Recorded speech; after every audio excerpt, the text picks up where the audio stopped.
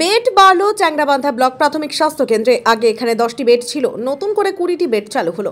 বাড়তি 20 বেড চালুর পর এই সব বিষয়ে খোঁজ খবর নিতে শনিবার স্বাস্থ্য কেন্দ্রে পরিদর্শনে আসেন মেখলিগঞ্জের বিধায়ক পরেশ চন্দ্র অধিকারী।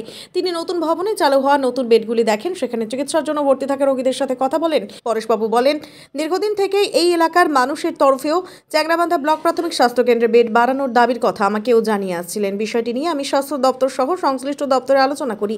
এরপর বাড়তি বেডের অনুমোদন মেলে।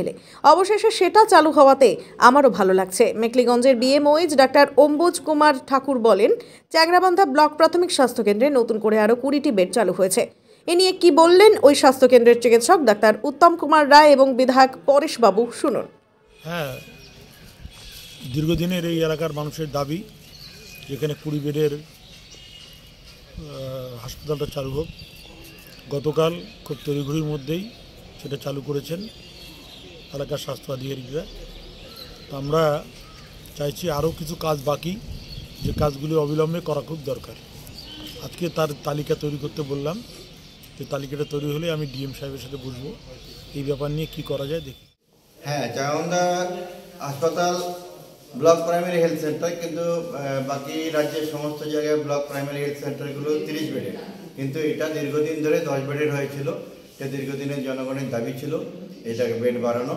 সেটা প্রশাসনিক লেভেল থেকে এবং আমাদের বিধায়ক পরেশবাবু দীর্ঘদিন ধরে চেষ্টার ফলে এটা আমরা বেডের অনুমোদন পেয়েছি। আরও 20 বেডের, আগের থেকে 10 বেড ছিল, এখন 30 বেড আমরা এটা চালু করে দিয়েছি।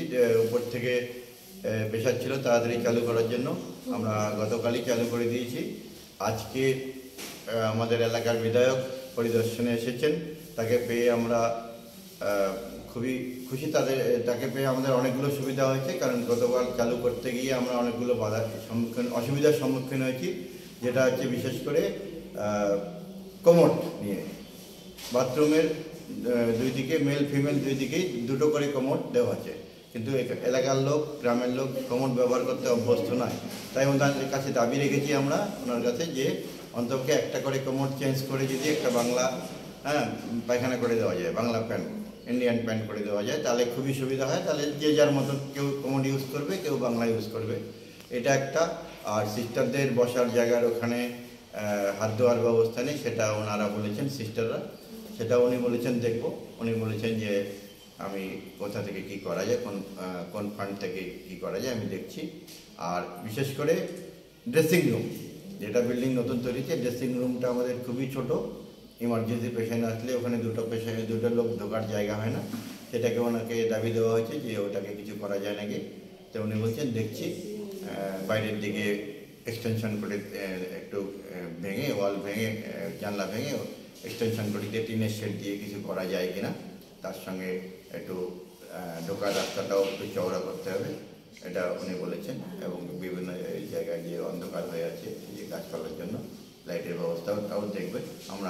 উনি আসাতে আমরা খুবই খুশি এবং আশান্বিত যে আমরা খুব শীঘ্রই পরিপূর্ণভাবে হাসপাতাল পরিষেবা দিতে পারবো এবং হাসপাতালটা আরও সৌন্দর্যময় হয়ে উঠবে।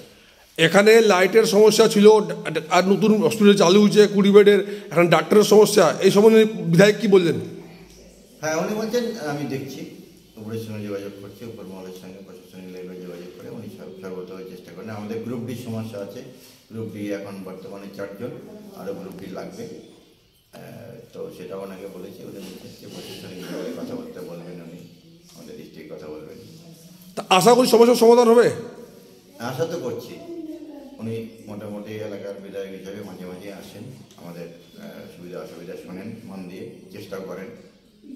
এবং আজকে যে এই হাসপাতালের এই যে আমরা যে 30 বেড পেলাম, মানে এক্সট্রা 20 বেড পেলাম, এটা ওনার উদ্যোগেই বলতে গেলে। হ্যাঁ, মুখ্য ভূমিকায় উনি, হ্যাঁ, যতটুকু আমি জানি আর কি। আপনারা খুশি তো? আমরা খুব খুশি, এলাকার জনগণও খুশি। হ্যাঁ, এবং সিস্টারদের বলেছি, আর যদি একজন সিস্টার হলে আরও ভালো হয়, তাহলে আমরা পরিষেবাটা আরও ভালো করে দিতে পারবো। এবং আমাদের এখানে 102 অ্যাম্বুলেন্স চলে এসেছে, দিবারাত্রে পরিষেবা দিচ্ছে। আরও 2টো অ্যাম্বুলেন্স আছে, ব্যবসায়ী সমিতির একটা অ্যাম্বুলেন্স আছে। অ্যাম্বুলেন্স পরিষেবাও ওখানে ভালো। ডেলিভারি মাঝখানে হচ্ছিলই না, এখন ডেলিভারি হচ্ছে, প্রায় দিনই ডেলিভারি হচ্ছে। আমরা চেষ্টা করছি এই পরিষেবাটাকে আরও বাড়ানোর। ধন্যবাদ।